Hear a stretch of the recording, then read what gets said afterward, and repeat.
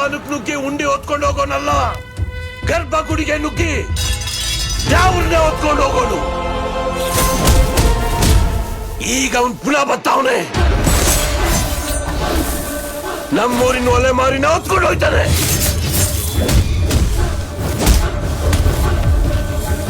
ಯಾರೇ ಅವನು? ಸಾವಿರ ಮಚ್ಚು 100 ಕಡೆ ತಯಾರಾದ್ರು ಅದ್ರಾಗ ನಾನ್ ಮಾಡಿರೋ ಮಚ್ಚು ಯಾವುದು ಅಂತ ಗುರ್ತಿಡ್ದು ಬಿಡ್ತಿದ್ದೆ.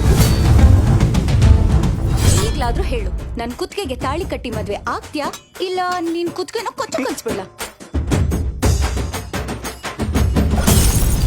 ಅನ್ನನ ದ್ಯಾವ್ರು ಅಂತಾರೆ, ಅಂತ ದ್ಯಾವ್ರನ್ನೇ ಸೃಷ್ಟಿ ಮಾಡೋನು ರೈತ ಮಾತ್ರನೇ. ನಾವು ನಡಿಬೇಕು ಅಂದ್ರೆ ಅವರನ್ನ ತುಳಿಲೇಬೇಕು.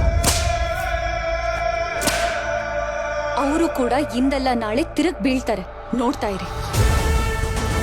ಎಲ್ಲ ಅವುಗಳು ತಲೆ ಎತ್ತುತ್ತವೆ ದಣಿ, ಆದ್ರೆ ಕಾಳಿಂಗ ಸರ್ಪ ಮಾತ್ರನೇ ಹೆಡೆ ಎತ್ತೋದು.